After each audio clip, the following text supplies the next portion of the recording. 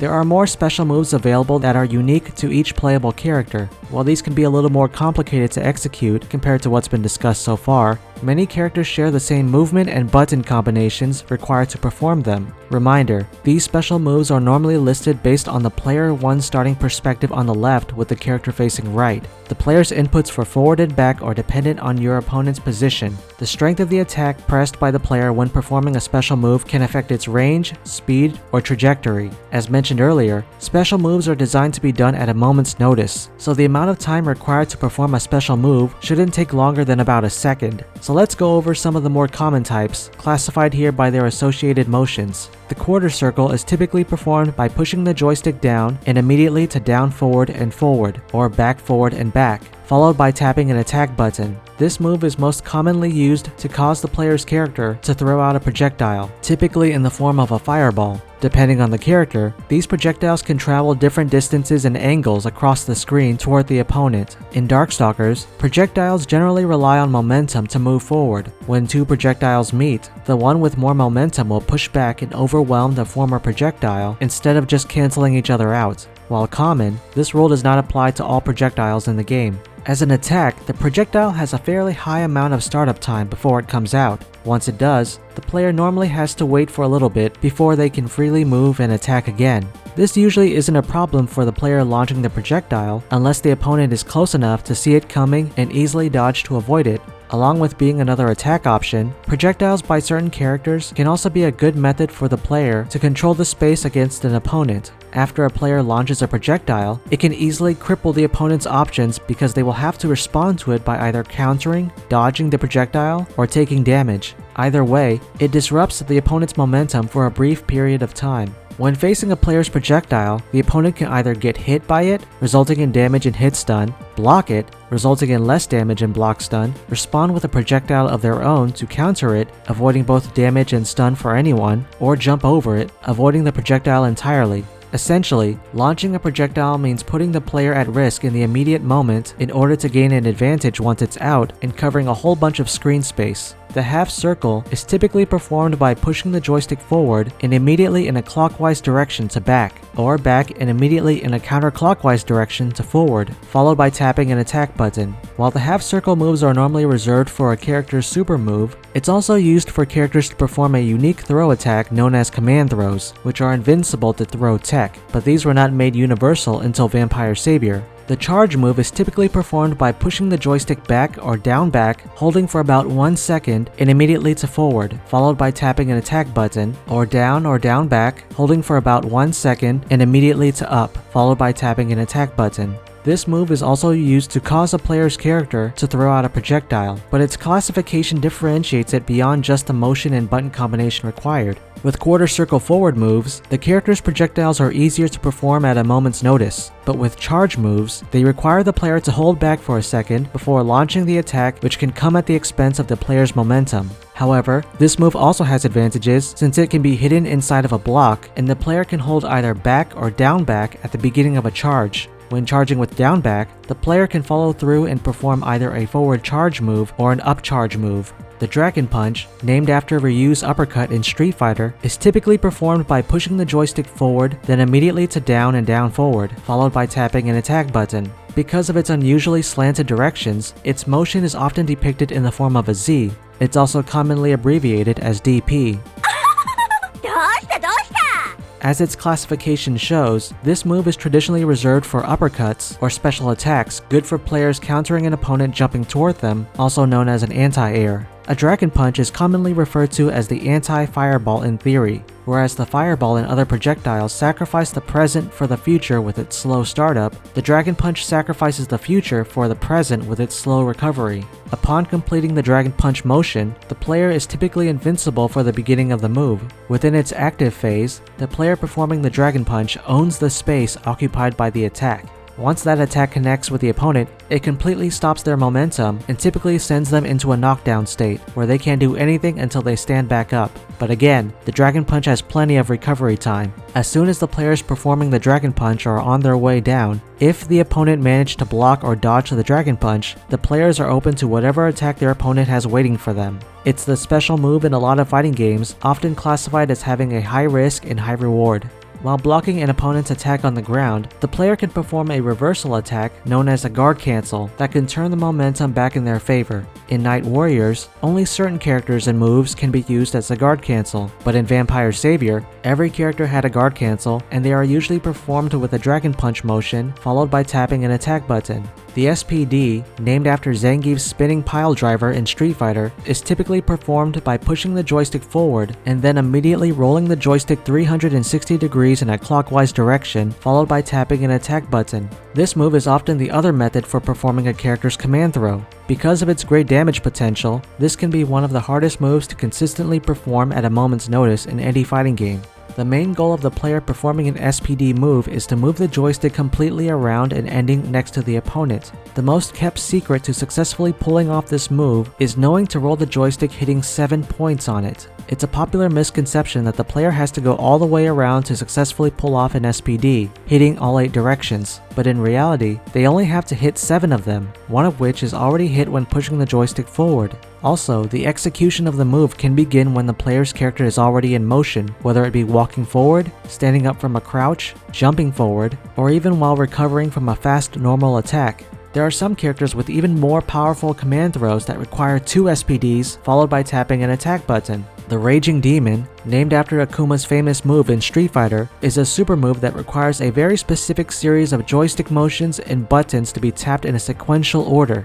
These are different from the other special moves discussed so far, which started with the movement of the joystick and ended with a tap of an attack button. These super moves, classified together due to their similarity to the Raging Demon, put more emphasis on a sequence of tapping multiple attack buttons, usually chained together with a tap of the joystick in a single direction. Just like the SPDs, this can be one of the hardest moves to consistently perform at a moment's notice in any fighting game due to its great damage potential. As such, these are reserved exclusively for certain characters' super moves. In order to deal any kind of significant damage, Raging Demon moves must connect to the opponent at the last moment. When performing these types of moves, the main goal for the player to remember is to make sure the move will connect to the player by the time the last button in its sequence is pressed. This move can easily be blocked by the opponent, so the best way to guarantee it making contact is to press the last button while the opponent is trapped in hit stun.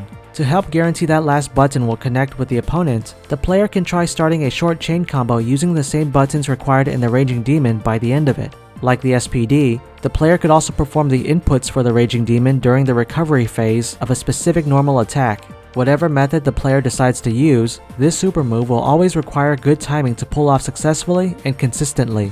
Both players have access to a special meter displayed at the top of the screen in Night Warriors and the bottom of the screen for Vampire Savior that will build whenever they damage their opponents, perform a regular special move, or receive damage themselves. When filled, the special meter will disappear and the stock number next to the meter will increase by 1. Players can store up to 9 stocks in Night Warriors and 99 in Vampire Savior. These stocks are required for the player to power up a character's special moves to perform what are referred to as enhanced specials, or grant them access to a character's unique super move, often referred to as EX moves. As the name implies, enhanced specials are basically special moves to a higher degree. They could be done by normally performing a special move except with tapping 2 buttons of whatever type it requires. This didn't just apply to special moves either. Other special attacks like command throws and pursuit attacks could also be powered up the same way. Meanwhile, EX moves are super moves that a player's character can only perform when they have the necessary stocks of special meter available. These moves make up some of the hardest to pull off at a moment's notice in the entire game, and generally involve some of the most complicated motion and button combinations discussed so far, including half-circle moves, double SPDs, and Raging Demon moves. That being said, the value of these super moves drastically varies between each character. While some of them are essential in a character's arsenal of attacks, others can be very difficult to connect with an opponent or so useless in practice that they're not even worth attempting at all. With their more complicated setups and executions, special moves can become very difficult to pull off successfully and efficiently during a match. However, special attacks still adhere to the same 3 phases of all other attacks, which means they are capable of being performed as part of a combo. The link combo is when the player is able to land a normal attack and follow it up before the opponent is able to recover from the initial hit stun. This is possible because the player is able to recover fast enough from the normal attack to connect to the opponent trapped in hit stun.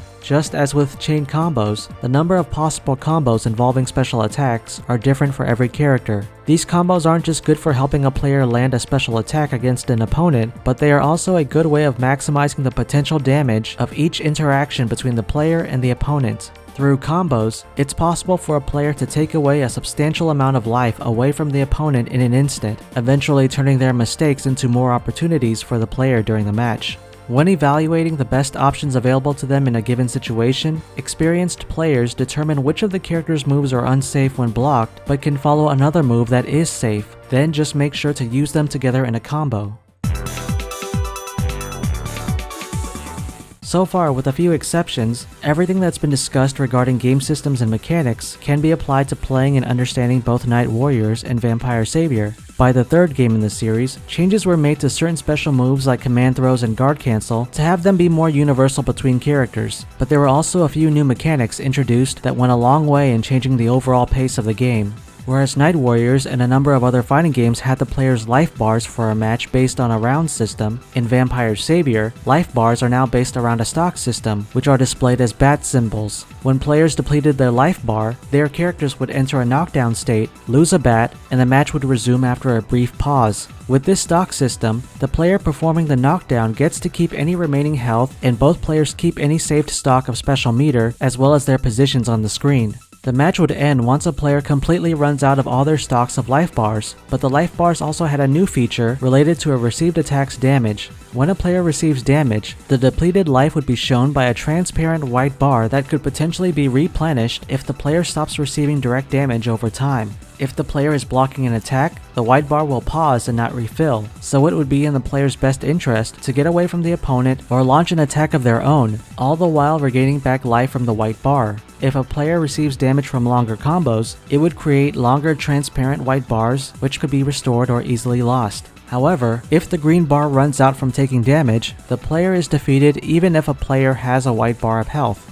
When a player is blocking an enemy's attack, they can now push their opponent away by pressing buttons while in block stun. This push block mechanic is a new kind of tech hit often referred to as the advancing guard, and is performed by pressing anywhere between 3 to 6 attack buttons of any type in succession during a block stun. The strength of the last blocked hit button pressed by the player determines the distance the opponent is pushed back. This is essential for players attempting an advancing guard because they can decide the position of the opponent and the possibilities it allows. There is a random success in executing a successful tech hit. To have a better chance at pulling it off, the player would have to push more buttons in succession during an advancing guard. If the player presses 3 inputs, there's a 25% chance of success. 4 inputs allow for a 50% chance, 5 inputs allow for a 75% chance, and 6 inputs will most likely guarantee it. This technique allows a player to push away an opponent performing a chain combo, projectile, or even a jump attack that puts the player into a block stun. Another new feature introduced in Vampire Savior is the Dark Force mechanic. Each character has a Dark Force mode which can be activated by pressing a punch button and a kick button of the same strength at the same time. Dark Force requires at least 1 stock of special meter to activate. When activating Dark Force, the player has access to a character's special ability for a limited amount of time. These abilities are different types for each character, and certain characters have different Dark Force abilities depending on the strength of the buttons pressed by the player. While in Dark Force mode, the rate at which the activating player recovers a white bar increases, but any new damage this player receives will not be recoverable, and the time available for Dark Force will reduce faster. The player's character is always invincible at the moment when Dark Force is activated. Because of this brief moment of invincibility, some players can activate Dark Force simply as a means to escape their opponents. Dark Force can be cancelled at any time on the ground by the player the same way it is activated. When Dark Force is cancelled or depleted of time, the activating player will be forced to automatically taunt, which would potentially leave them open to an attack by the opponent. Exceptions to the automatic taunt rule can be found with certain characters who can fly, like Jetta and QB, who can fly in Dark Force, and only succumb to a delay if they are still in the air when Dark Force ends. Experienced players could activate Dark Force in order to perform just one combo, so cancelling Dark Force early could be useful for them after landing their move and having the opponent in a knockdown state.